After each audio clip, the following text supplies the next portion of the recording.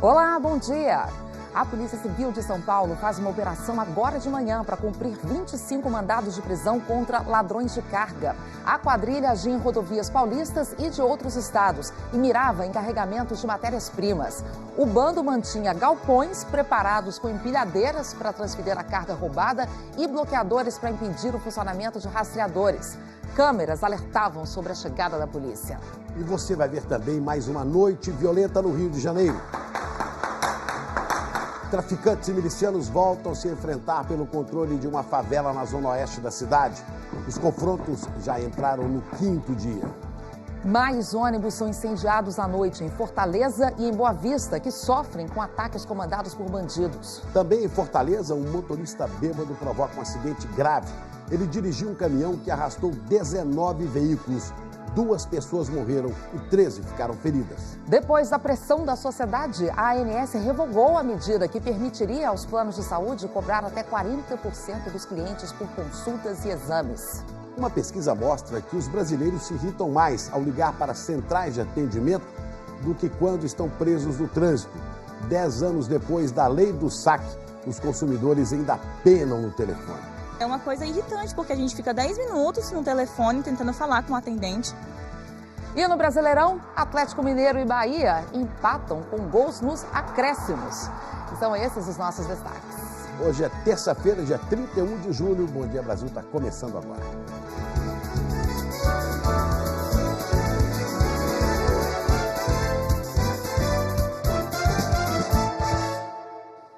E a gente começa o Bom Dia Brasil de hoje com uma operação agora de manhã para prender uma das maiores quadrilhas de roubo de cargas de São Paulo. Os bandidos atacavam os caminhões nas estradas paulistas e também de outros 2 estados e sumiam rapidamente com toneladas de produtos. Era o esquema, Ana, que impressionava pela logística e que envolvia também empresários que compravam tudo que era roubado usando notas frias.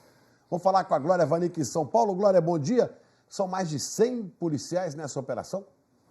Pois é, Chico, Ana Paula, bom dia para vocês, bom dia para todo mundo. 120 policiais, Chico. Essa investigação começou há 6 meses. A gente vai falar ao vivo com o repórter César Galvão, que está em Santo André, no ABC Paulista, em frente à delegacia responsável pela investigação. Foi uma operação chamada de Ouro Branco, é isso? César, bom dia para você. Olá, Glória. Olá, bom dia a todos. Isso mesmo, Glória. Ouro Branco, porque no início da investigação a polícia sabia que a quadrilha roubava um tipo específico de carga, polietileno. É um material granulado, branco, caro, derivado de petróleo e que é usado para a fabricação de plástico. Mas a investigação descobriu que a quadrilha também roubava outros produtos. Neste momento, os 120 policiais estão cumprindo 25 mandados de prisão e 39 mandados de busca e apreensão. Os alvos são procurados em vários locais, nas cidades aqui do ABC Paulista, na Baixada Santista e Litoral Sul de São Paulo, em pelo menos 2 cidades do interior do estado, Sorocaba e Cabreúva, e até em outros 2 estados, Minas Gerais e Rio Grande do Sul. Nesses lugares são procurados os receptadores. A polícia diz que a quadrilha tinha um esquema que eles chamam de empresarial.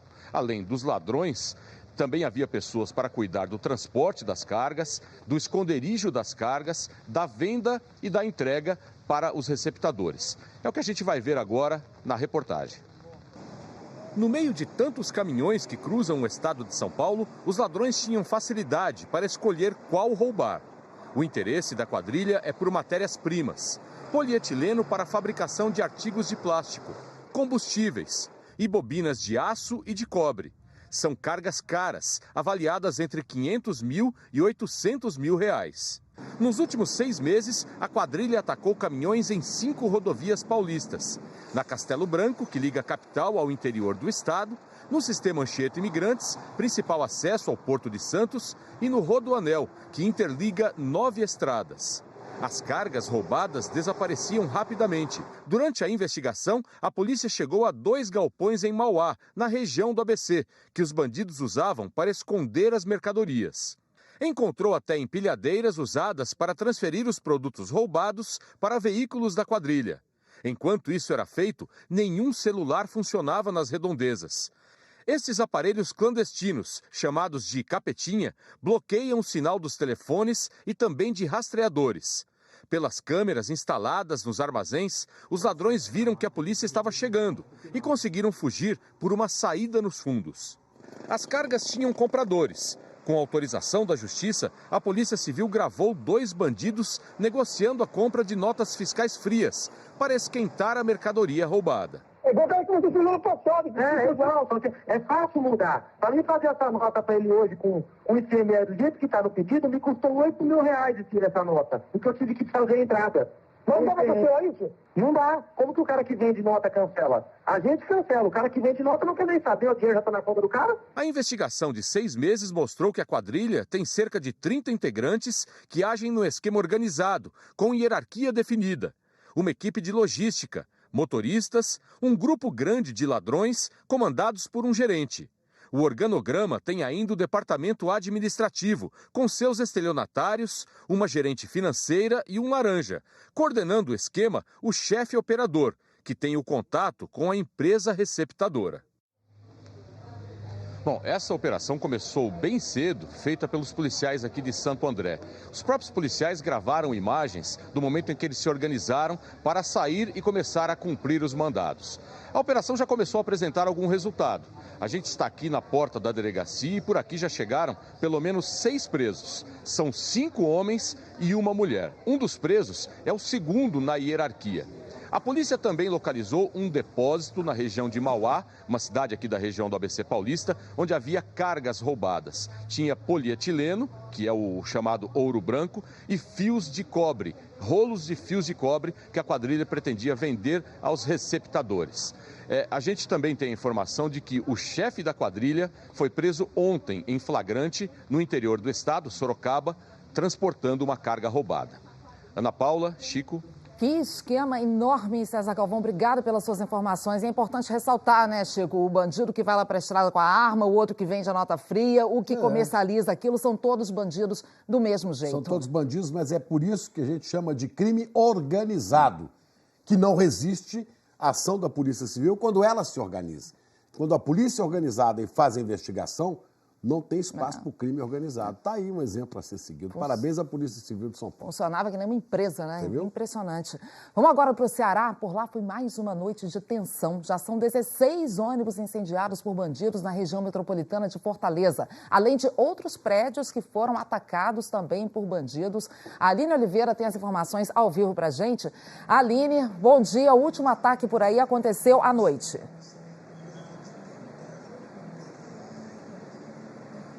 Olá, bom dia, Ana Paula, Chico, bom dia a todos. Exatamente, esse último ataque aconteceu ontem à noite aqui na capital.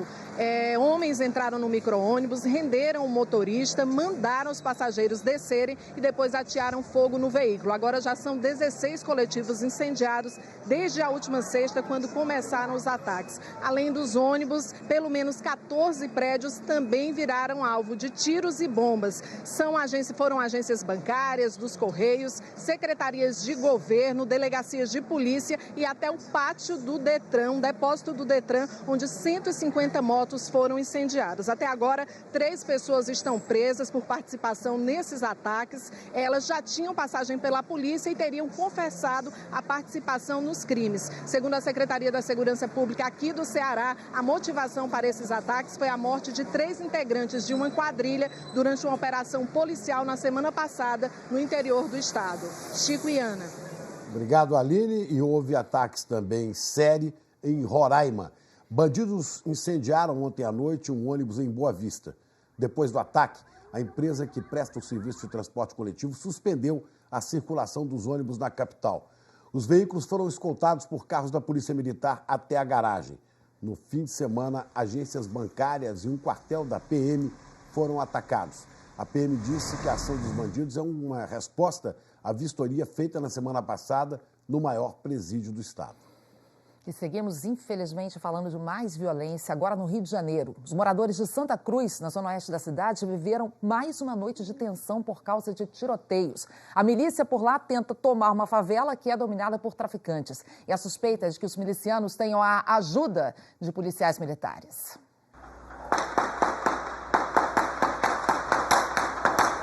É o mesmo som do amanhecer ao fim da noite. Já são 5 dias de terror Os tiroteios começaram na sexta-feira e não pararam até agora.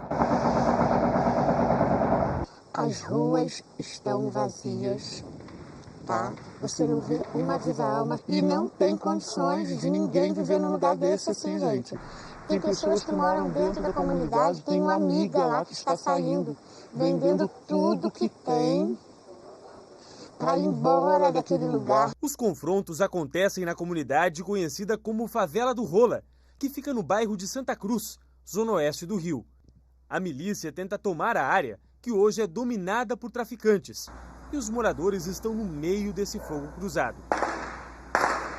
Sou morador de Santa Cruz já há mais de 30 anos e nunca vi isso acontecer em Santa Cruz, uma guerra tão intensa. Estas fotos mostram homens armados com fuzis nos acessos à favela.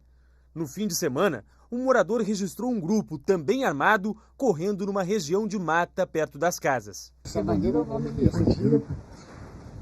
Olha, cara, tem um machucado lá. A polícia faz operações na área desde o fim de semana. 5 pessoas foram presas, entre elas 4 policiais militares. Eles são suspeitos de facilitar a ação da milícia. A PM informou que vai investigar se houve desvio de conduta. O medo já mudou a rotina, não só na comunidade, mas também em bairros vizinhos. A circulação de trens chegou a ser afetada ontem. E uma linha do BRT, que é o corredor expresso de ônibus, foi interrompida pela segunda noite seguida. 22 estações do BRT estão fechadas há 2 meses por falta de segurança. Os moradores dizem que se sentem abandonados e pedem socorro. Tem como viver num lugar dessa forma. Está parecendo uma guerra mesmo. A gente está pedindo ajuda. Tá parecendo, não é uma guerra, né? E olha, policiais do Batalhão de Choque estão fazendo agora de manhã uma operação nessas comunidades aí do Rola e Antares, no Rio de Janeiro. E já houve confronto agora de manhã com traficantes. 2 homens ficaram feridos, eles foram levados pela polícia para uma unidade de pronto atendimento. E no interior de Pernambuco, os moradores de São Bento do Una, que fica a 215 quilômetros do Recife, também tiveram uma madrugada de terror. Bandidos explodiram 2 agências bancárias e, na fuga, fizeram reféns. O Anderson Melo tem as informações ao vivo. Bom dia, Anderson. Bom dia, Chico. Bom dia, Ana. Realmente uma madrugada de terror aqui em São Bento do Una, que fica a 207 quilômetros do Recife. Houve troca de tiros, houve confronto entre a polícia e um bandido morreu no local. Um vigilante que fazia segurança no centro da cidade ficou ferido e foi socorrido. Não há informações sobre o estado de saúde dele. Durante a fuga, um dos assaltantes invadiu uma casa. 2 adultos e 2 crianças foram feitos reféns. A polícia conseguiu liberar os reféns e o bandido, que está ferido, foi preso e levado ao hospital. Pelo menos 8 homens conseguiram fugir. Eles ainda colocaram grampos na estrada que dá acesso à cidade e tocaram fogo em veículos para dificultar a perseguição policial. Ainda não se sabe se eles conseguiram levar dinheiro das agências, apesar de terem conseguido destruir os cofres das 2. E em outra cidade aqui do Agreste Pernambucano, Santa Cruz do Capibaribe, também houve ação dos bandidos. De acordo com a polícia, eles conseguiram explodir uma agência bancária. A polícia ainda não sabe se por lá eles conseguiram levar o dinheiro. Os assaltantes conseguiram fugir e até o momento ninguém foi preso. Chico, Ana. Um crime que se repete pelo Brasil afora, né, Anderson? Obrigada pelas informações. Agora, dá uma olhada nessas imagens. Um policial militar foi flagrado agredindo com socos 3 mulheres em Ribeirão Preto, no interior de São Paulo.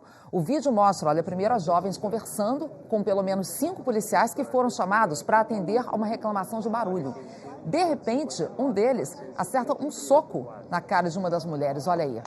Em seguida, o PM acerta a outra com 2 socos. O vídeo não mostra, mas teve ainda uma terceira jovem que também teria sido agredida. A polícia não revelou os nomes dos PMs que aparecem no vídeo, mas disse que eles vão responder pelos crimes de lesão corporal e abuso de autoridade. É o mínimo, né?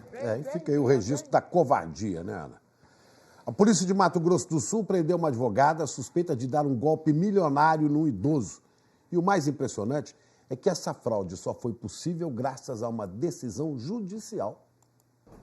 Emanuele Alves Ferreira da Silva foi levada no início da noite para o presídio militar de Campo Grande, que tem uma cela especial para advogados. Emanuele, você quer gravar a entrevista? Ela é suspeita de dar um golpe milionário num idoso de 73 anos, morador de Petrópolis, no Rio de Janeiro. O processo corre em segredo de justiça. Segundo as investigações, a advogada comandava um grupo que falsificou documentos em nome de um suposto fazendeiro que nunca existiu. Emanuele entrou na justiça para cobrar uma dívida milionária do idoso com esse fazendeiro, inventado pela quadrilha. Os golpistas chegaram a apresentar notas promissórias com assinaturas falsificadas. O idoso descobriu o golpe depois que a conta bancária dele foi bloqueada. Ele levou um susto porque era um valor considerável e que ficaria indisponível. E que esse bloqueio foi solicitado pelo juiz de direito da 2ª Vara Civil da comarca de Campo Grande, Mato Grosso do Sul. A polícia foi alertada pela defesa da vítima sobre os indícios de fraude e chegou a comunicar à Justiça de Mato Grosso do Sul sobre o uso de documentos falsos no processo. Mesmo assim, o juiz Paulo Afonso de Oliveira, da 2ª Vara Civil de Campo Grande, não pediu nenhum laudo e deu ganho de causa à advogada. Mais de 5 milhões de reais da vítima foram liberados para uma conta do escritório dela. Em todas as petições, a gente fez o pedido, teve o robô, suplicou que fosse feita a produção de prova, especialmente a grafotécnica. É grosseiro, realmente a gente assusta porque é muito grosseiras as assinaturas. Outros 3 homens já tinham sido presos no início de julho em uma agência bancária, quando tentavam transferir parte do dinheiro usando documentos falsos. Em depoimento, eles confirmaram o envolvimento de Emanuele. O advogado dela nega e acusa os outros presos. Ela se vê numa qualidade de vítima, né? Isso não aconteceu só com ela, isso acontece em várias partes do Brasil.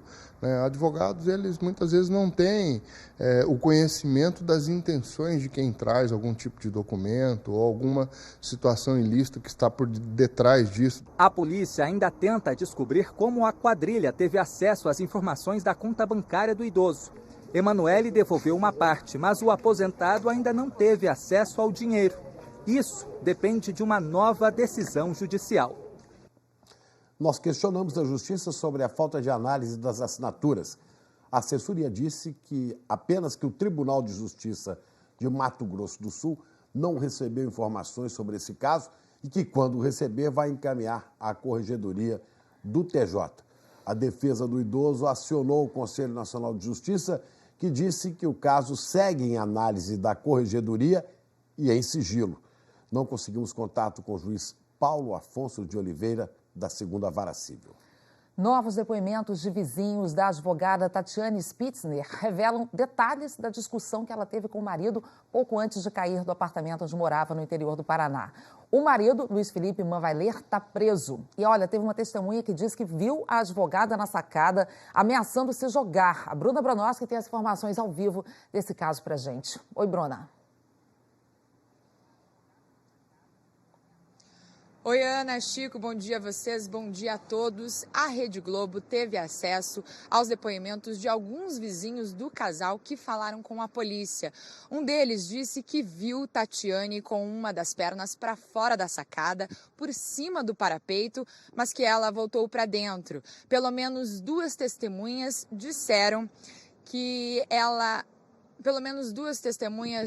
que ouviram Tatiane gritar por socorro. Num outro depoimento, uma testemunha diz que viu um homem sair pela portaria com as mãos na cabeça e viu a mulher caída. Enquanto pedia socorro, o homem, chorando, a levou para dentro do prédio.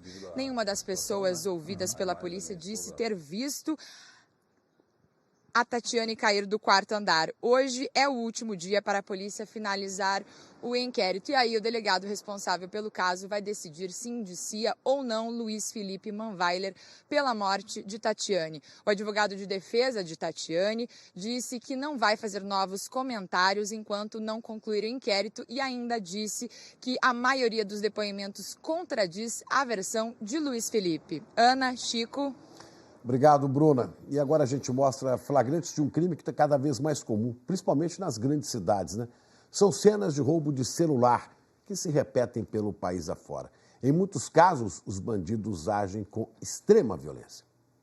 Em Belo Horizonte, o repórter cinematográfico Saulo Luiz captou o momento exato do crime. Ó, olha aí, tá? O que levou seu? O celular. Celular? Roubou o celular? Em Minas Gerais, já são mais de 23 mil roubos de celulares este ano. No calçadão de Copacabana, no Rio, as câmeras gravaram o bandido se aproximando para em seguida arrancar o celular da vítima. Depois ele fugiu em disparada. Na capital baiana, os assaltantes entraram na academia e levaram os aparelhos dos funcionários. No Distrito Federal, a menina de 10 anos foi ameaçada por este homem que estava com um facão.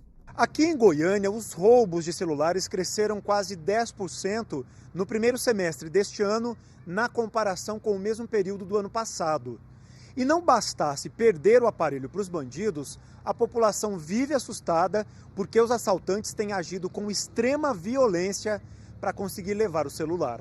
O comerciante José Maria, de 57 anos, foi morto durante o roubo. Nós somos trabalhadores, nós temos que ter paz, nós pagamos imposto, nós temos que ter paz para trabalhar, nós temos que ter segurança.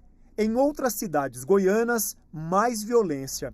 Estes adolescentes de bicicleta levaram o aparelho do bolso de uma estudante que ficou ferido por golpes de faca. Esta mulher se desesperou quando a moto se aproximou. Os assaltantes queriam o celular. Ela correu e caiu. Ao se levantar, jogou o aparelho por cima do muro. Os bandidos fugiram e não foram presos. Ela conseguiu recuperar o celular. Para a PM, a mulher teve sorte. A recomendação é nunca reagir. A polícia diz que o crime vem crescendo porque há um comércio ilegal de aparelhos roubados. Se a pessoa está vendendo um objeto abaixo do valor de mercado, já é um fator que você tem que desconfiar. E se ele não tem a nota fiscal, então a pessoa que está comprando está sabendo que pode incorrer no crime de receptação. A Polícia Militar de Goiás disse que combate a violência fazendo trabalho preventivo e realizando operações onde o número de crimes é maior. A Secretaria de Segurança de Minas Gerais disse que os roubos de celulares diminuíram no estado. E ainda falando de roubo de celular, saiu uma decisão da Justiça de Porto Alegre que vai beneficiar quem teve o celular roubado para evitar cobranças de contas irregulares. Então vamos para lá saber que mudança é essa. Quem traz as informações é o repórter Estevão Pires. Bom dia, Estevão. Bom dia, Ana. Chico, para quem nos acompanha em casa, o Tribunal Regional Federal da 4ª Região, aqui em Porto Alegre, determinou que a Agência Nacional de Telecomunicações evite a cobrança, não faça mais cobranças para impedir que os clientes que comunicarem roubo, furto ou perda do aparelho sejam prejudicados. A Anatel também determinou, a partir dessa decisão, que as operadoras não podem mais aplicar multas de clientes que quiserem rescindir o contrato. O Ministério Público Federal instaurou um inquérito para apurar irregularidades nos serviços de atendimento ao consumidor. Tudo isso gerou essa decisão aqui do TRF da 4ª Região. Essa ação cobra da Anatel uma regulação para evitar cobranças indevidas, descabidas, no caso de perda ou roubo de celular. O pedido, ajuizado pelo Ministério Público Federal, foi aceito pela Justiça aqui em Porto Alegre, mas ainda cabe recurso. Volto com vocês, Ana e Chico. Obrigado, Estevão, que falou aí de Porto Alegre. E 3 pessoas morreram agora de manhã num acidente em Minas Gerais, na BR-381. As pistas estão fechadas para o trânsito e há um grande engarrafamento na altura da cidade de Sabará, que fica na Grande BH. Vamos falar com o Danilo Girundi, que está a bordo do Globocop e traz informações ao vivo. Bom dia, Danilo. Bom dia, Ana. Bom dia, Chico. Bom dia para todo mundo que está assistindo. Neste momento, segundo a Polícia Rodoviária Federal, o trânsito está liberado passando no acostamento. Então, poucos carros estão seguindo no sentido Vitória e poucos carros descem no sentido São Paulo. O acidente foi na altura da cidade de Sabará, na Grande BH. Essas são imagens recuperadas, feitas alguns minutos atrás. Há uma fila grande de congestionamento, viaturas do Corpo de Bombeiros, da Polícia Rodoviária Federal, muitos agentes trabalhando. Segundo os bombeiros, 3 pessoas que ocupavam este carro vermelho morreram no acidente. Ao que indica, elas estavam vindo de Vitória, seguindo para a capital mineira. Bateram em uma carreta que estava seguindo no sentido Vitória. Neste momento, segundo a Polícia Rodoviária Federal, o trânsito segue apenas pelo acostamento. 3 pessoas morreram e ali muito congestionamento neste ponto. Chico e Ana. Tristeza, Danilo. Obrigada pelas Ana, informações. Nós mostramos essa semana aqui, ontem, né, a situação das estradas brasileiras. E uma das estradas federais citadas como mal preparadas para o trânsito é essa aí, a BR-381, que é a rodovia da morte, principalmente no trecho entre Belo Horizonte e a cidade de Ipatinga. É inadmissível o número de mortes que você tem nessa estrada. Há anos e anos e anos há obras de duplicação que não acontecem. Tem obras que têm esses acidentes de maneira recorrente, né? Toda hora. Se chamam rodovias da morte pelo país lá fora. E teve mais, viu? 2 pessoas morreram e 13 ficaram feridas. Um outro grave acidente envolvendo um caminhão e vários veículos. Esse foi ontem à noite em Fortaleza. O motorista que provocou a batida, nesse caso, confessou que tinha bebido. Era começo da noite, horário de pico. O caminhão desgovernado arrastou tudo pela frente num espaço de 2 quarteirões por esta avenida perto de um terminal de ônibus em Fortaleza. Ao todo, 19 veículos foram atingidos. Motos foram arremessadas e carros ficaram tombados. O motorista do caminhão, Fabiano Queiroz da Silva, de 32 anos, dirigia embriagado. Ao chegar ao local, nós conseguimos constatar que ele realmente tinha ingerido bebida alcoólica, inclusive ele mesmo nos relatou que havia ingerido cachaça, e todos os procedimentos relativos à alcoolemia estão sendo feitos. O motorista foi trazido aqui para o principal hospital de emergência de Fortaleza sob custódia da polícia. Ele vai responder por crime de embriaguez ao volante. Outras vítimas também deram entrada no hospital, mas o estado de saúde delas não foi divulgado. É crime de homicídio, né? E vamos falar agora do acidente com o avião bimotor no aeroporto Campo de Marte, nesse domingo. Os peritos da aeronáutica querem saber por que o avião arremeteu 3 vezes e capotou no ar, caindo na pista e pegando fogo. Vamos falar no Campo de Marte ao vivo com Cíntia Toledo. Cíntia, o aeroporto foi reaberto hoje, mas os peritos ainda têm muitos detalhes para juntar nessa investigação. Bom dia. Com certeza, Chico. Um bom dia para você, para a Ana, bom dia a todos. O aeroporto foi reaberto hoje, mas precisou fechar um pouco depois por causa do mau tempo aqui em São Paulo.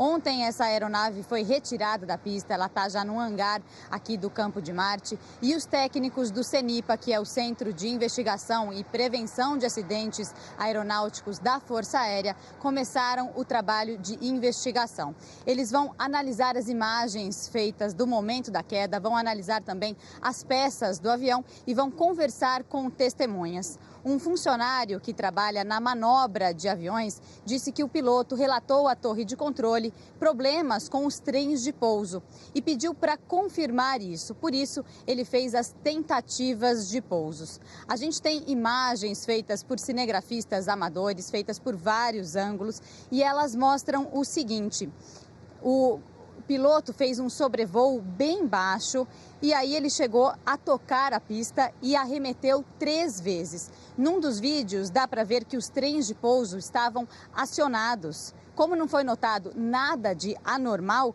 o piloto se preparou para pousar mais uma vez. Mas quando estava a 5 metros do chão, o avião girou no ar e caiu. A aeronave pegou fogo na hora, assim que tocou o solo. Uma equipe de bombeiros estava a postos e conseguiu salvar a vida de 6 dos 7 tripulantes, Ana e Chico. Que se recuperem bem, Cíntia. Obrigada, viu? Vamos saber agora de previsão do tempo e a gente já começa com a notícia boa, não é isso? Isabela Camargo, bom dia para você. Tá chovendo aí em São Paulo. Oi, Ana. Bom dia para você, Chico. Tava com saudade, faz tempo que a gente não interage aqui juntos, não é? Sim, boa notícia, Ana. Choveu na capital paulista depois de 46 dias, até que enfim. E em várias cidades de São Paulo já choveu de madrugada.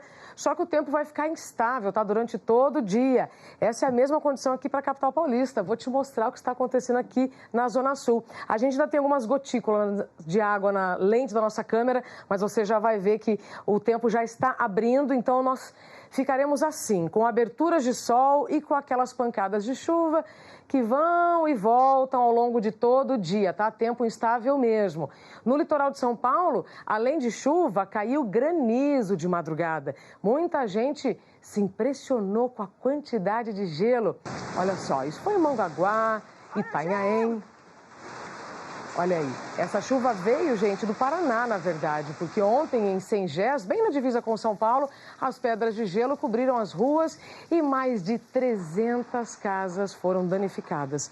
A fachada do prédio da Câmara Municipal ficou completamente destruída, como você está vendo aí.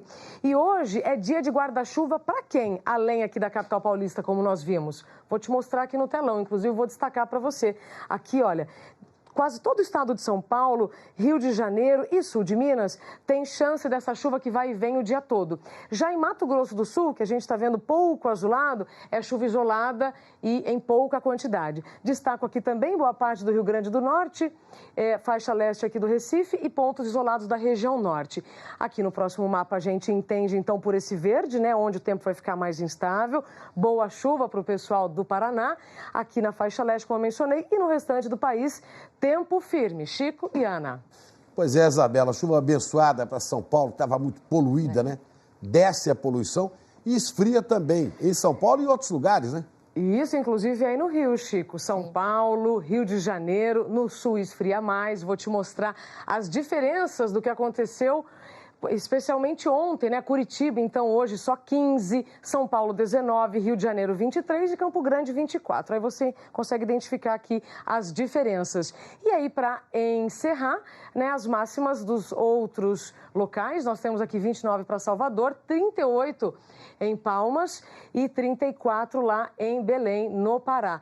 E aí, gente, olha, como o julho está acabando, aqui você entende que choveu muito menos do que deveria, embora o inverno seja o mês mais seco, né? Mas só 4 estados, só 4 capitais desses 4 estados é que ficaram com chuva acima da média. O restante choveu menos do que deveria, o que normalmente chove. Chico e Ana. Obrigado, Isabela. Obrigada. Até amanhã. E você vai ver a seguir, a ANS desiste da medida que permitia que planos de saúde cobrassem até 40% pelas consultas e exames. Satélites espiões flagram atividade na fábrica norte-coreana que produziu o primeiro míssil com capacidade para chegar aos Estados Unidos. E olha só, um grupo é preso tentando roubar um tubarão disfarçado num carrinho de bebê. Agora são 8 horas e 2 minutos, hora de Brasília.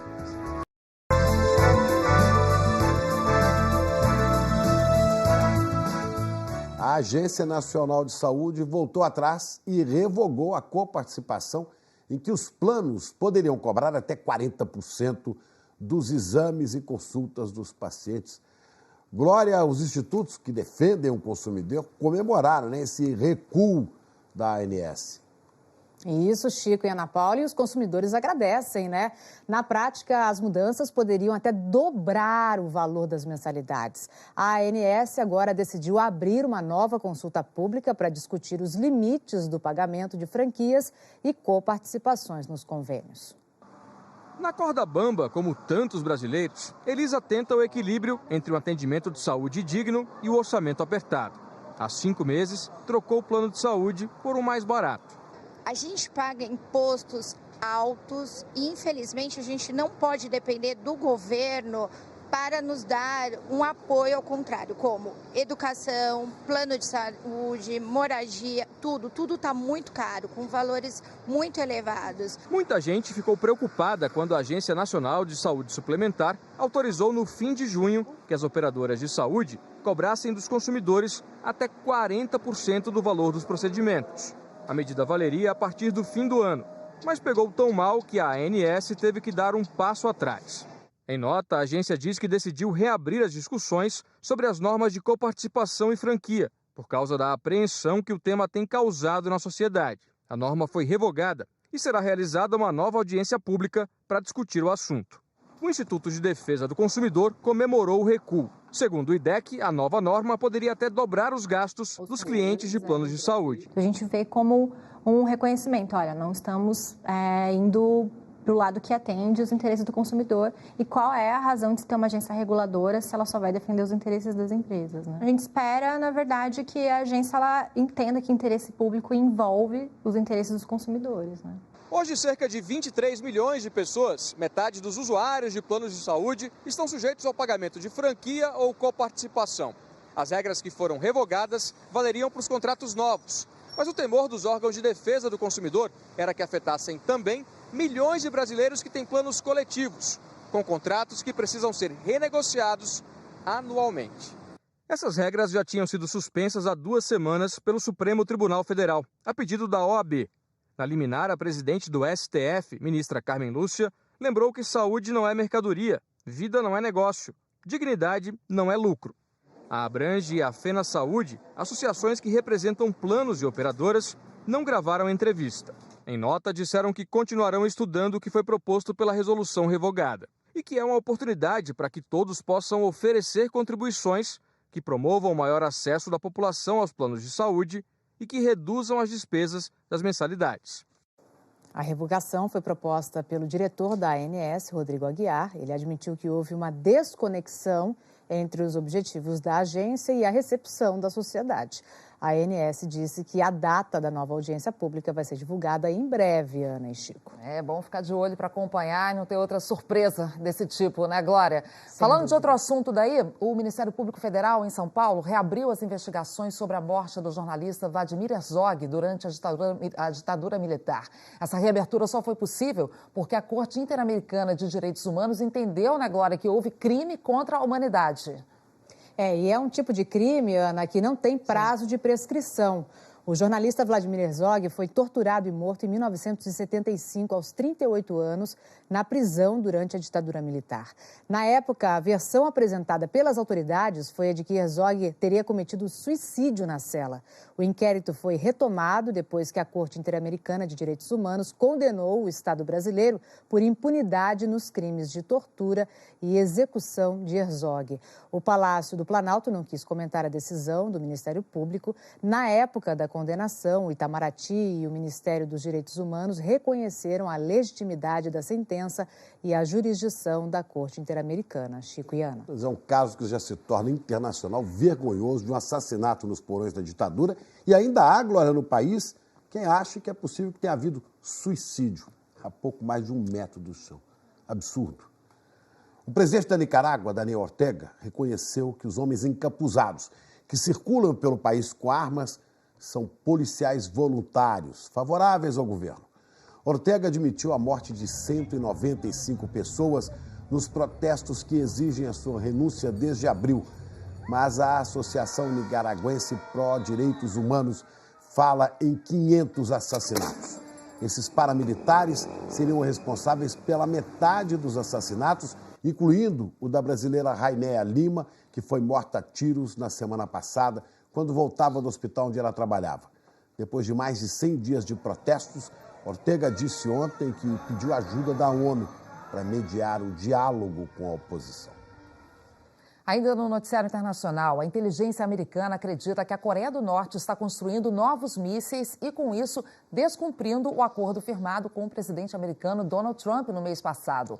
O jornal The Washington Post e a agência de notícias Reuters informam que satélites espiões dos Estados Unidos flagraram novas atividades na fábrica que produziu o primeiro míssil balístico intercontinental, ou seja, com capacidade para atingir os Estados Unidos. Na semana passada, o secretário de Estado norte-americano, Mike Pompeo, confirmou que a Coreia do Norte continua produzindo o combustível usado em bombas nucleares. No mês passado, o ditador Kim Jong-un tinha se comprometido com a desnuclearização completa da Península Coreana. A Casa Branca disse que não comenta assuntos de inteligência. E você vai ver daqui a pouco a imagem chocante da francesa que levou um tapa porque rejeitou uma cantada na rua. E uma pesquisa mostra que o brasileiro ainda sofre e se irrita muito para ser atendido pelo telefone. Agora, 8h11, horário de Brasília, a gente volta já.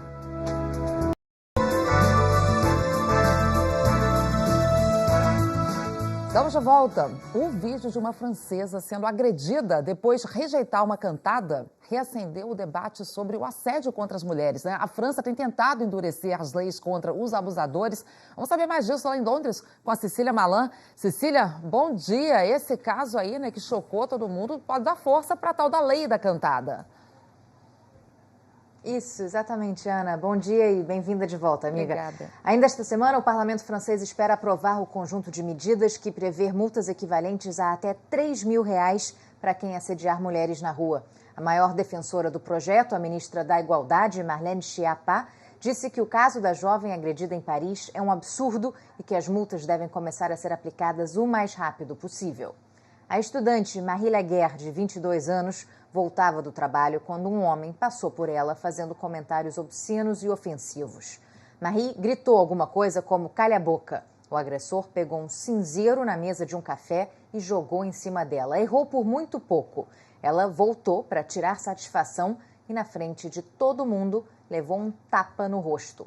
Alguns clientes se levantaram, argumentaram com o agressor, mas ninguém chamou a polícia e ele foi embora.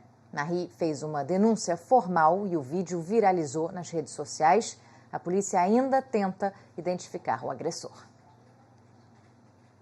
Na Espanha, um outro flagrante mostra o desespero de refugiados. Banhistas de uma praia em Cádiz, no sul do país, presenciaram o momento em que dezenas de imigrantes escaparam de um barco de madeira que conseguiu chegar à costa espanhola.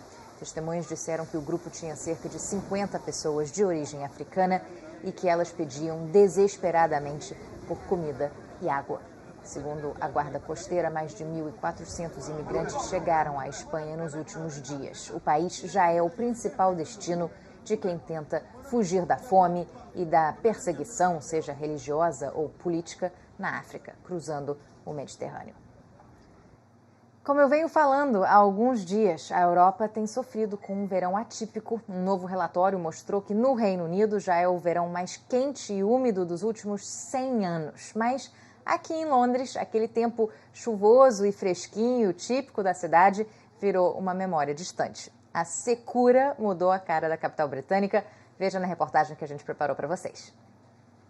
Em tempos de calor extremo, qualquer sombrinha é um refresco e tanto. Ainda mais em Londres, que não está acostumada a temperaturas tão elevadas. Essa corretora diz que está difícil dormir e fazer o trajeto até o trabalho. O clima na capital britânica era mais ameno, mesmo no verão. Mas a cidade, conhecida pela chuva, ficou sem ver uma gota de água por muitos dias. Uma situação que causou estranheza. Foi mais de um mês beirando os 30 graus. Há 40 anos não se via sol e secura durarem tanto tempo em Londres. E o resultado dá para ver de cima. As imagens de satélite mostram que a cidade se transformou. A primeira é de maio, com um verde vibrante dos parques. Em julho, ficou tudo amarelado. Está tão seco que as autoridades proibiram os churrascos nos parques por causa do risco de incêndio. No fim de semana, a chuva voltou a cair e foi comemorada. Vi até gente dançando nas ruas para agradecer. Mas ainda vai demorar para que os parques londrinos voltem a ser como antes. E olha só essa história. Nos Estados Unidos, 3 homens foram presos depois de roubar um filhote de tubarão. As câmeras de segurança do aquário de San Antonio, no Texas, flagraram o momento em que os criminosos pegaram o filhote de tubarão-chifre de dentro de um dos tanques e colocaram aí, dentro de um carrinho de bebê roubado. Os suspeitos chegaram a sair do local com o bicho, mas um funcionário percebeu a movimentação estranha e alertou a segurança. Os 3 suspeitos foram presos no mesmo dia e o filhote de tubarão devolvido com vida ao aquário. Um bebê estranho, né? Bebê diferente. Estranho, você não pode brincar. Bilu, minha mão. Já foi. Da série Rouba-se de Tudo, né? Vamos para o intervalo? A seguir, a operação Agora de Manhã, que investiga as maiores distribuidoras de combustíveis do país. E uma pesquisa mostra que o brasileiro se irrita mais tentando atendimento no telefone do que preso no trânsito. Agora são 8h18, hora de Brasília.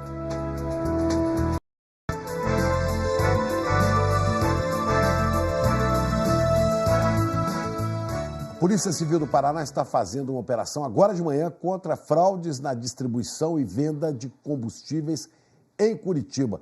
Segundo as investigações, as distribuidoras pressionavam os postos para fixar o preço das bombas, nas bombas. Vamos falar com a Dulcineia Novaes. Bom dia, Dulcineia. Bom dia, Chico. Bom dia a todos. Essa operação chamada de Margem Controlada busca prender uma quadrilha formada por gerentes e assessores comerciais das 3 maiores distribuidoras que atuam em 70% do mercado brasileiro, a BR Distribuidora, a Ipiranga e a Shell. Segundo os investigadores, as distribuidoras controlam através desses funcionários e de forma indevida e criminosa o preço final dos combustíveis nas bombas dos postos, restringindo assim o mercado e prejudicando a livre concorrência. São 8 mandados de prisão e 12 de busca e apreensão que estão sendo cumpridos aqui em Curitiba. Em uma conversa gravada em fevereiro deste ano, o gerente da BR Distribuidora, que é alvo de mandado de prisão, diz que apenas 60% de todo o incentivo recebido do governo para baixar o preço nas bombas é repassado aos revendedores, sendo o restante incorporado pela distribuidora, ocasionando assim um lucro exorbitante. Essa operação teve como ponto de partida as delações de funcionários de postos e também de donos de postos que confessaram terem participado dos crimes e que também eles, apesar dessas provas, apresentaram as provas e documentos com gravações de vídeo, de áudio e também conversas gravadas. Ao longo da investigação, as distribuidoras, é claro, negaram interferência nos preços dos combustíveis nos postos. Chico? Ok, obrigada, viu, Dulcineia?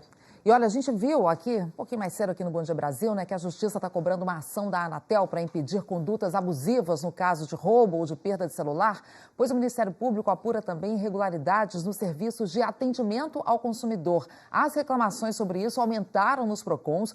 Vamos falar sobre esse assunto com o Fábio William, lá em Brasília. Fábio, bom dia. Temos aí já 10 anos, né, que esse serviço foi regulamentado, mas continua lá mesmo. O consumidor liga e não consegue resolver nada.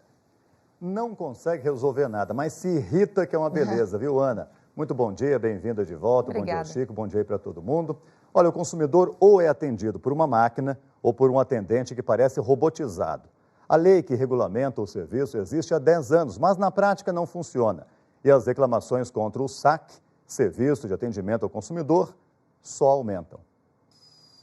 Tem coisa mais irritante do que ficar um tempão na cadeira do dentista e ficar preso no engarrafamento. Para muita gente, falar com o Serviço de Atendimento ao Consumidor pode ser uma experiência ainda mais chata. Foi o que mostrou uma pesquisa feita com 1.500 brasileiros de diferentes partes do país. 35% disseram que não tem nada pior do que ligar para o SAC. Nem trânsito, nem encomenda atrasada irritam tanto. Nós testamos, ligamos para a central de uma grande rede de varejo.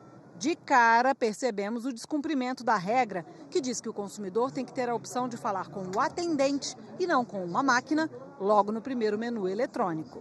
Para informações sobre entrega, digite 1. Informações sobre montagem, digite 2. Para móveis planejados, digite 8. Para demais assuntos, digite 9.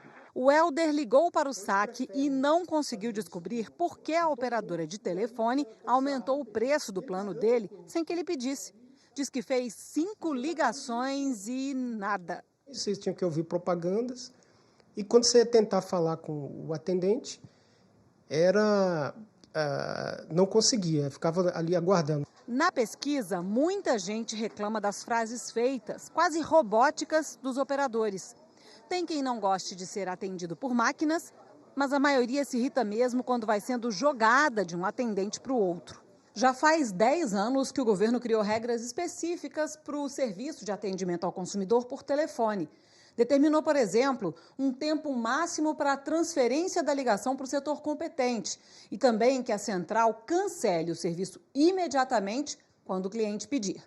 Mas de lá para cá, os PROCONs de todo o país têm recebido cada vez mais reclamações referentes a problemas com o SAC. Os problemas para acessar ou cancelar o serviço até diminuíram a partir de 2015, mas dispararam as denúncias de falta de solução, ausência de resposta ou demora. Ao todo, passaram de 195 mil no ano passado. Eduarda também precisou fazer várias ligações para o SAC da empresa de internet para descobrir por que o serviço dela foi cortado e depois conseguir que alguém fosse resolver o problema. a gente acaba perdendo a paciência porque são várias opções que a gente não tem interesse, o que a gente realmente quer fazer, que a gente realmente precisa fazer não aparece. O governo diz que está discutindo uma atualização do decreto, que em 10 anos muita coisa mudou e as empresas precisam se preparar melhor para atender o consumidor também de forma eletrônica, nos sites, aplicativos. É preciso também avançar nas normas para que esses problemas que o consumidor vem enfrentando e vem mesmo possam ser minimizados e o consumidor possa voltar a ter soluções rápidas e efetivas para os seus problemas de consumo. O vice-presidente da Comissão de Direitos do Consumidor da OAB de Brasília diz que o importante mesmo é fiscalizar mais para garantir que as leis já existentes sejam cumpridas. Falta fiscalização, falta a implementação de fato dessas leis para que a gente possa, com isso, ser respeitado enquanto consumidor. O Sinditele Brasil, que representa as empresas de telecomunicações, disse em nota que o setor tem investido cerca de 28 bilhões de reais ao ano em todo o país, especialmente em expansão de serviços e melhoria da qualidade. As empresas do setor de cartões disseram que investem continuadamente para aprimorar seus serviços e aumentar a eficiência no atendimento aos clientes. Resumo da ópera, viu, Ana Chico? Para aguentar tudo isso, haja saque. Pois é, haja saque é muito bom. Obrigado, Fábio. Obrigada. E você aí, que Brasil você quer para o futuro, hein? Meu nome é Alexandro, eu sou de Contenda e o Brasil que eu quero para o futuro é um Brasil onde os municípios tenham mais respeito pelo dinheiro público e quando se propuserem a fazer uma obra, como por exemplo aqui no nosso município, uma escola, façam essa obra dentro do orçamento estipulado e também dentro do prazo. Meu nome é Eric Canhã, eu sou do Barra de São Miguel, Alagoas, e o Brasil que eu quero para o futuro é um Brasil com menos corrupção, mais saúde e mais educação e mais justiça. Eu sou Júlio Augusto de Serra Azul. O Brasil que eu quero para o futuro é um Brasil sem corrupção, com mais educação, uma saúde pública em primeiro lugar, onde as pessoas possam desfrutar de um país melhor. Esse é o Brasil que eu quero para o nosso futuro. Meu nome é Roque de Holanda Cavalcante, da cidade de São Sebastião do Passé, Bahia. O Brasil que eu quero é que os mais de 100 milhões de eleitores tomem vergonha na cara e não reelejam deputado estadual, federal, senador, governador e presidente, dando oportunidade aos novos para ver se só assim melhora um pouco a corrupção política generalizada no Brasil. Sou Noaldo, estou na comunidade Funil, no município de Lagoa da Canoa, estado de Alagoas. O Brasil que eu quero é esse Brasil aqui, com produção orgânica, saudável para a população. Esse é o Brasil que nós merecemos.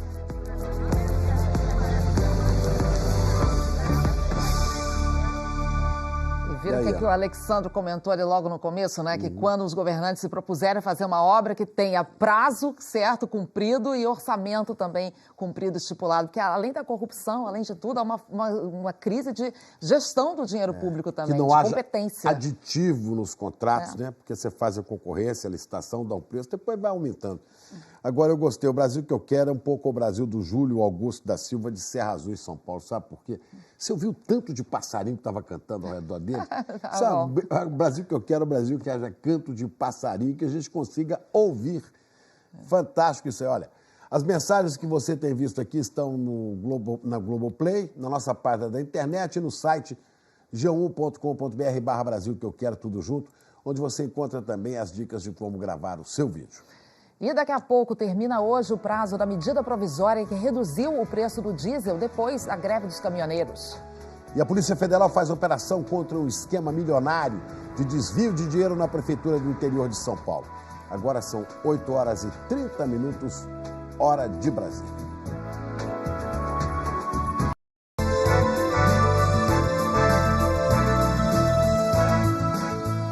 Estamos de volta. Termina hoje o prazo da medida provisória que reduziu o preço do diesel em 46 centavos em todo o país depois da greve dos caminhoneiros em maio. A Marina Francischini traz as informações lá de Brasília para a gente. Como é que fica agora, hein, Marina? Bom dia.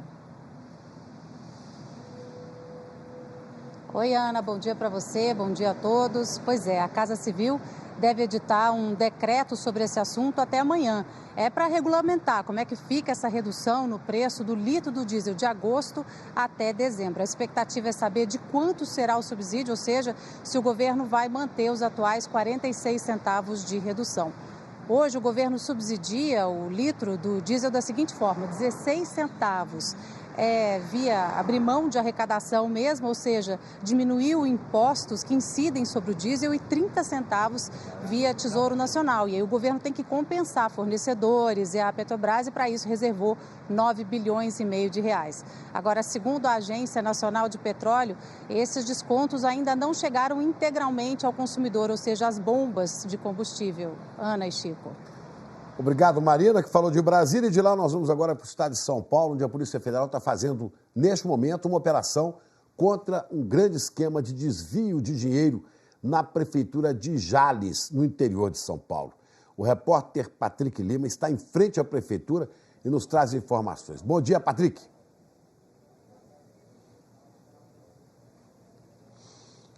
Oi, Chico. Bom dia para você, bom dia a todos acompanhando aí o Bom Dia Brasil. Pois é, 5 mandados de prisão temporária estão sendo cumpridos, além de 13 mandados de busca e apreensão. Inclusive, entre eles, aqui na prefeitura da cidade, onde nós falamos ao vivo agora. E também na casa do secretário da Fazenda do município. O principal alvo aí da operação é a diretora financeira da cidade. Segundo a Polícia Federal, ela é suspeita de desviar entre 5 e 10 milhões de reais durante 13 anos que esteve no cargo, mesmo sem ser concursada. Além da tesoureira, foram presos o marido dela, a irmã, o cunhado e também a secretária de saúde do município. O Ministério Público chegou a questionar no ano passado o porquê ela estaria no cargo sem ser concursada. Ela foi mandada embora, era tesoureira, foi mandada embora e no mesmo dia contratada como diretora financeira.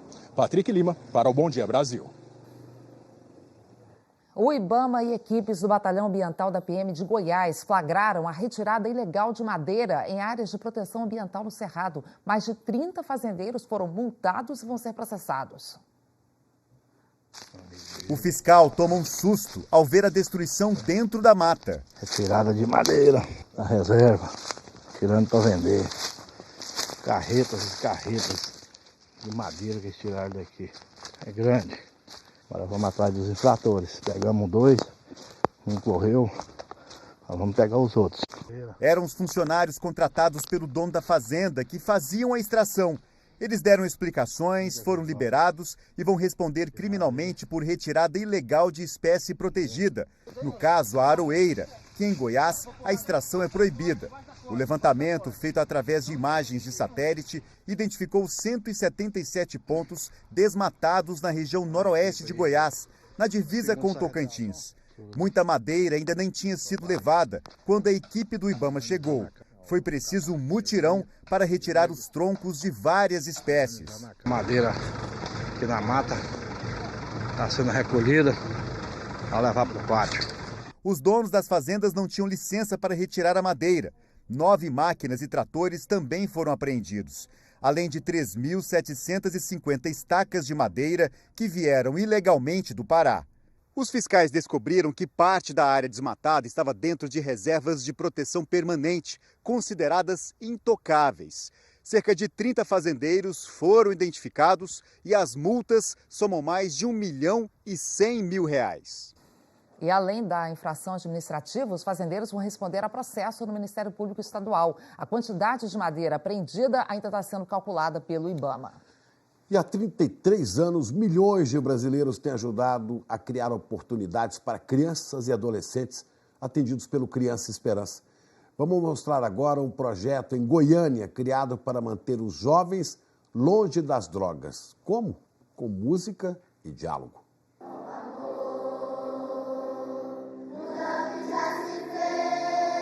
Aqui a gente não trabalha só o conteúdo da matéria, por exemplo. A gente sempre trabalha um pouco do conteúdo ético, humano. Que é um projeto que leva o conhecimento para as pessoas. A gente tem esse conhecimento de que as drogas, tanto as drogas lícitas e ilícitas, elas fazem mal para o nosso corpo. Eu não sabia muitas coisas que a gente tem nas aulas, porque acabava sendo um tabu para a gente. E falar disso com música, falar disso através de mídia digital, falar disso através do teatro, despertar todo o potencial que essa criança tem para tratar deste tema. E você realmente me ajudou. Ele me resgatou de onde eu estava e me deu novas oportunidades de trabalho. Eles também te mostram o fato de, além de você ser um profissional, é que você também precisa ser humano.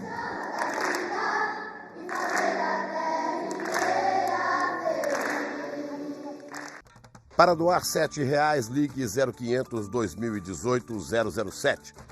Para doar R$ 20,00, ligue 0500 2018 020. Para doar R$ 40,00, ligue 0500 2018 040. Para garantir a doação, é preciso ouvir a mensagem até o fim. Para doar outros valores, entre no nosso site e clique na marca Criança Esperança. O Criança Esperança é um projeto da Globo em parceria com a Unesco. A sua doação é depositada diretamente na conta da Unesco e não tem dedução fiscal. A seguir tem o Brasileirão. O Bahia empatou com o Atlético Mineiro nos acréscimos. E por que é que agosto vai ser um mês decisivo na disputa pela liderança? Você vai saber já. Agora, 8h39, hora de Brasília.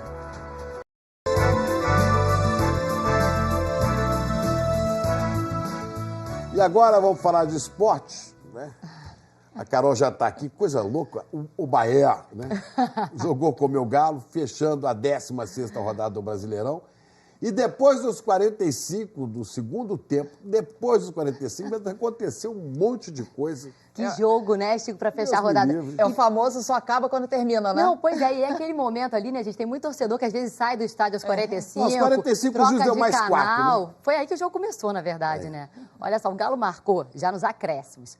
Aí parecia que ia vencer, só que aí o Bahia foi lá e empatou aos 48. A partida foi na Fonte Nova.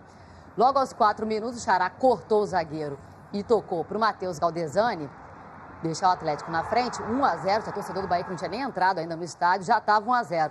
Aos 38 do segundo tempo, o Gilberto empatou. Estava impedido, né? A própria marcação ali do gramado deixa claro que ele estava impedido. Mas o juiz validou o gol. Não tem Aí VAR, vamos né? lá, aos 46, passe de Xará para o Ricardo Oliveira. Marca, aí você acha, beleza, acabou o jogo, né? 38 anos jogando muita bola. 2 minutos depois, cobrança de lateral, a bola sobrou pro Rez empatar. Vacilo ali do Atlético Mineiro, né, Chico? Aí enfia o bico na bola, né? Bola dar um jeito de resolver ali, né? Mas agora o Bahia. Vamos ver como é que esse resultado mudou aqui a colocação da tabela. Olha só, com o empate, o Bahia subiu uma posição. Dá pra ver aqui. Bahia subiu uma posição. O Atlético Mineiro caiu uma, mas continua no G4. Mas eu vou começar falando para vocês do pessoal da zona de rebaixamento. Uma das novidades, né? Quem entrou para a zona foi o Santos, e o Santos tem uma outra novidade. Uma semana depois da saída do Jair Ventura, o clube anunciou ontem a chegada do Cuca. Lembrando que o Cuca estava sem clube desde que deixou o Palmeiras em outubro do ano passado. Agora, passando aqui pela zona para completar, o Santos 17º, Atlético Paranaense 18ª colocação, Paraná 19ª, fechando a zona o Ceará. Chapecoense deu um respiro, saiu da zona de rebaixamento, mas está ali no limite também. Vamos passar agora para o pessoal que está lá em cima, no G4, né? Olha, Flamengo, 34 pontos, conseguiu manter a liderança. São Paulo na cola com 32. Internacional e o Atlético Mineiro na 4ª colocação, como o Chico estava lembrando aqui, vai pegar o Internacional. Aí é um jogo que pode mudar completamente essa situação aqui do G4, né? O Galo tem a chance de passar e voltar para a 3ª colocação. E olha, o mês de agosto, gente, a gente viu ali a diferença entre Flamengo e São Paulo, né? Só 2 pontos. Só que esse mês de agosto vai ser um teste super importante para os líderes do Brasileirão. Porque eles vão ter que mostrar que tem um elenco forte para jogar várias competições ao mesmo tempo. A hashtag é a seguinte: segue o líder.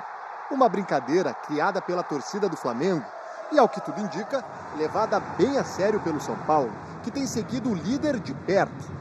2 pontos separam o primeiro do segundo colocado no Brasileirão. Ou seja, com uma diferença tão pequena, a liderança pode trocar de mãos em apenas uma rodada. Após a Copa do Mundo, Flamengo e São Paulo entraram em campo 4 vezes. Por enquanto, só pelo Brasileirão. Mas a partir de amanhã, começa o mês de agosto. E com ele, voltam as outras competições. Agenda cheia pela frente, o ingrediente a mais nessa disputa ponto a ponto. Entre Copa do Brasil, Libertadores e Brasileirão, o Flamengo irá disputar 9 jogos nos próximos 31 dias. O São Paulo vai entrar em campo 7 vezes em agosto, se dividindo entre Sul-Americana e Campeonato Brasileiro. Interfere diretamente no desgaste físico, né? São competições importantes entre jogos de Campeonato Brasileiro, né? Sempre nas quartas à noite. Vão ser jogos decisivos, então a gente tem que focar no nosso trabalho e tentar ganhar o máximo possível para manter firme em todas as competições. Um jogo em cima do outro. O que tiver de poupar, ele poupar. O que, se for para jogar, a equipe toda vai jogar na quinta. Acho que São Paulo deve priorizar o Campeonato Brasileiro. A Sul-Americana não é tão relevante como Libertadores e Copa do Brasil, como o Flamengo tem. Então São Paulo deve priorizar o Campeonato Brasileiro. O Flamengo apresentou seu mais novo reforço, o atacante Vitinho. Além dele, já tinha sido contratado o Uribe para essa sequência de jogos. O São Paulo trouxe Rojas e Bruno Pérez. Há quem diga que agosto é o mês do desgosto. Para Flamengo e para o São Paulo, melhor acreditar que é o mês da superação no Campeonato Brasileiro. Tem tudo para ser um mês de emoção também, né? Olha, a situação é um pouquinho mais complicada para o Flamengo, né? Porque nos torneios de mata-mata, o Flamengo está nas quartas da Copa do Brasil e nas oitavas da Libertadores. Vai ter que ter muito gás esse time, que são jogos importantíssimos. Já o São Paulo está na segunda fase da Copa Sul-Americana. A gente vai acompanhar tudo aqui no Bom Dia Brasil. É isso. Para vocês de casa, então, ótimo dia. Bom Dia Brasil terminando. Glória, Fábio, Cecília. Até amanhã. Olha, aqui em São Paulo a gente volta a falar sobre a operação da Polícia Civil para prender uma das maiores quadrilhas de roubo de cargas do estado de São Paulo. Dos 25 mandados de prisão, até agora 10 foram cumpridos. Os policiais prenderam uma mulher e 9 homens, incluindo os 2 chefes da quadrilha. A polícia localizou ainda caminhões que os criminosos usavam para transportar cargas roubadas, galpões e também já apreendeu computadores, vários cofres e armas. A gente se despede por aqui. Bom dia para todos. Obrigada por essa temporada. Amanhã o Rodrigo está de volta, gente. Volte sempre. Obrigada.